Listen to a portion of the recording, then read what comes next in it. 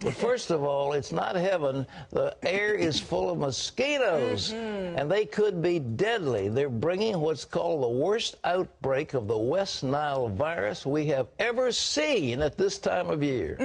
Pat, the hot, dry weather has led to the perfect breeding ground for mosquitoes. Don't you hate them? Well, now rain has slowed down the attempts to fight the virus with pesticides. Charlene Israel has the story.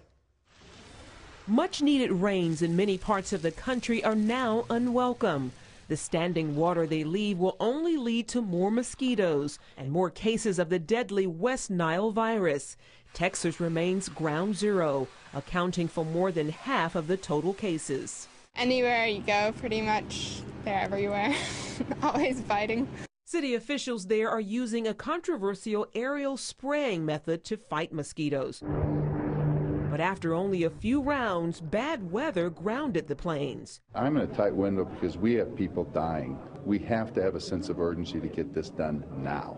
That's what's the most important thing. The Centers for Disease Control reports 26 deaths so far and nearly 700 confirmed cases. That's more than 3 times the average for this time of year. I went to bed that night, and next morning I woke up, I was blind. Hal Dalton is fighting to get his life back to normal after being diagnosed with the West Nile virus. He says it started off feeling like the flu, and now he's bound to a wheelchair. Health officials everywhere are encouraging people to take precautions against mosquitoes. They say to wear long sleeves whenever possible. Always use mosquito repellent when going outside, and be sure to get rid of any standing water around your home. Most of those infected with the West Nile virus never even know it. Only about 20% suffer from symptoms, which include high fever, headaches, joint pain, vomiting, and diarrhea. In about 1% of cases, the disease attacks the patient's brain and spinal cord. It's a virus that normally only affects the elderly and unhealthy.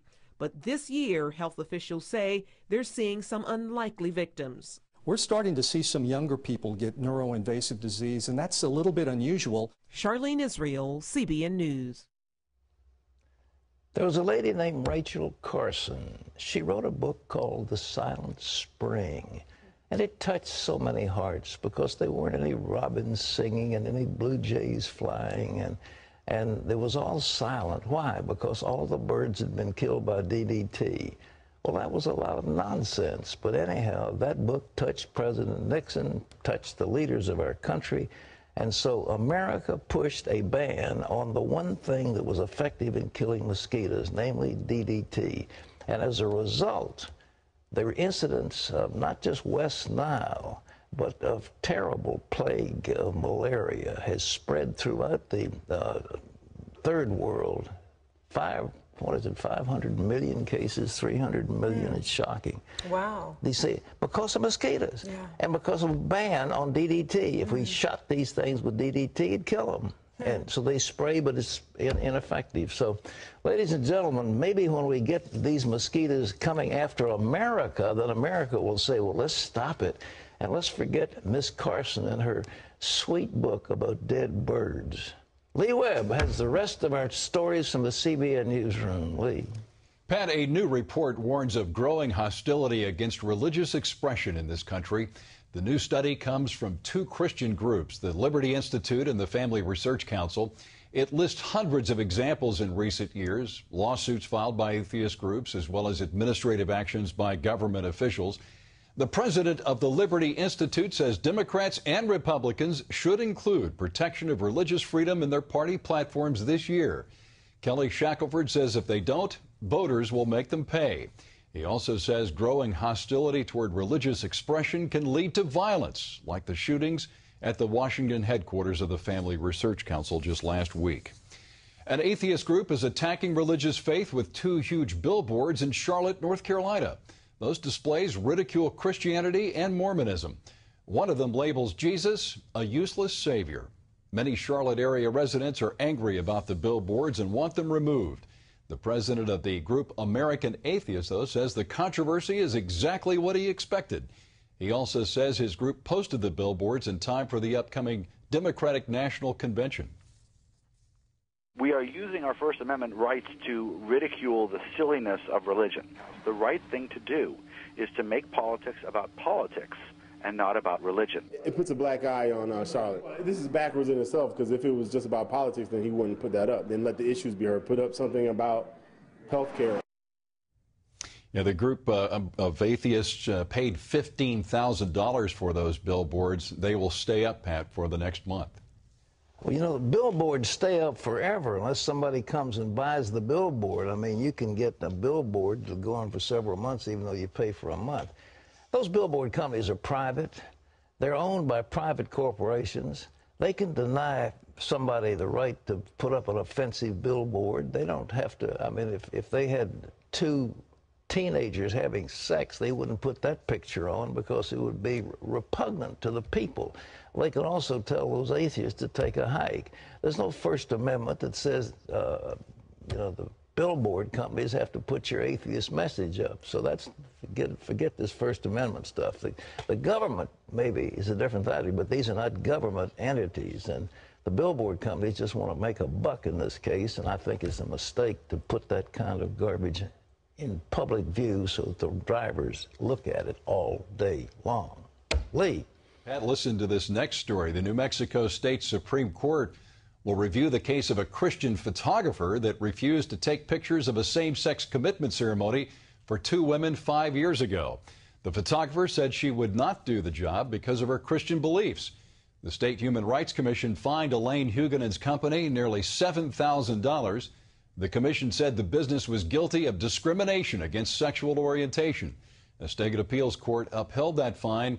Attorneys for the group Alliance Defending Freedom appealed that ruling. Suicides among active duty members of the Army more than doubled from June to July. 26 soldiers killed themselves last month. That's up from 12 suicides in June. 8 Marines, 6 Air Force, and 4 Navy service members also took their own lives in July. Military suicides are often linked to stress from combat, but experts also point to marital and financial problems, health issues, and social stigmas. I spoke to former Army Sergeant Steve Repack about that. There's so many great support channels. As people are afraid to talk about it, and especially in the military, if I talk about it, that's going to make me seem like I'm weak or something that's wrong. There's something's wrong with me, so there's a stigma. But the military is trying to really jump up. They're trying to be proactive with that, but there's only so much that they can do. And the number of suicides this year is higher than any year in the last decade. We pointed out, Pat, that there were 26 active duty soldiers, but there are also 12 National Guardsmen who took their own lives in the month of July. You know, I am so much in favor of our armed forces, and I couldn't believe the times that George Bush and company and then the successors have sent men back and back and back for additional tours of duty. I mean, one time in that hellhole is enough, but they don't just do once, they do twice, 3 times. And what about their families? What about the stresses? They don't have enough money to support their wives and children. Or in the case of wives, for women with little children to be taken out and put on the front lines. I mean, the whole thing is appalling, and I think we need to reanalyze what we're doing to our servicemen that is causing these mental breakups. Lee. Pat, Democrats are attacking Vice Presidential nominee Paul Ryan over privatizing Social Security. Ryan had proposed a plan in 2010 to allow younger workers to place more than 1/3 of their Social Security taxes into personal accounts. They could also pass along that money to their heirs.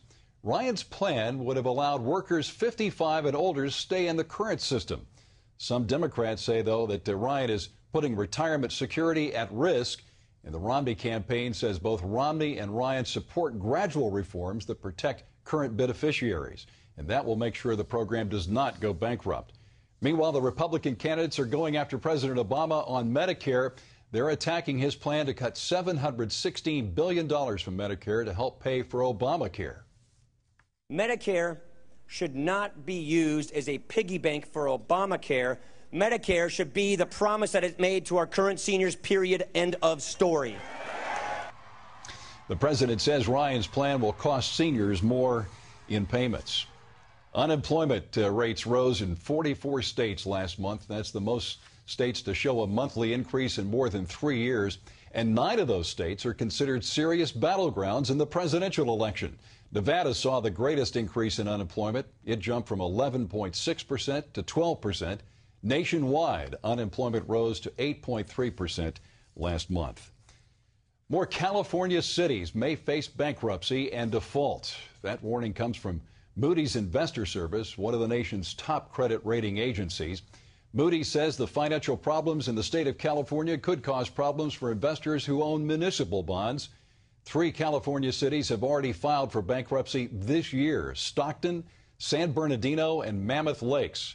Moody's reports that some cities are turning to bankruptcy as a new financial strategy. They say it's a way to take on budget deficits and a way to avoid their obligations to bondholders. But the state treasurer says no city will go into bankruptcy just to avoid making its payment to investors. Pat? I believe if you were listening to this program a little while ago, you heard somebody here say, stay away from municipal bonds. They are toxic. And lo and behold, they are toxic. You say, oh, but it's tax exempt. I've got interest that's tax exempt. Well, tax exempt interest doesn't mean a hill of beans if you lose the principal. And that's what's coming up all over America. It's not just California. These things are dangerous, and they've been put out. And of course, there's so many people with money who think, oh, I'm going to not have to pay any taxes because what I've got is tax-free. There are funds, there are bundles of various municipals that probably give you some safety, but be careful. Author David Barton is negotiating with Glenn Beck's publishing company, Mercury Inc., to bring his new book back to the market.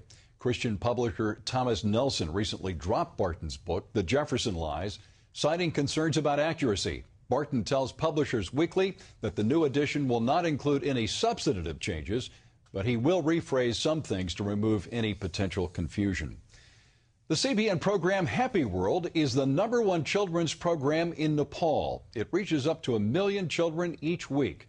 Hundreds of Nepali children write letters to the show's producers every week. Even an American viewer sent in a letter this week, the first one from the U.S.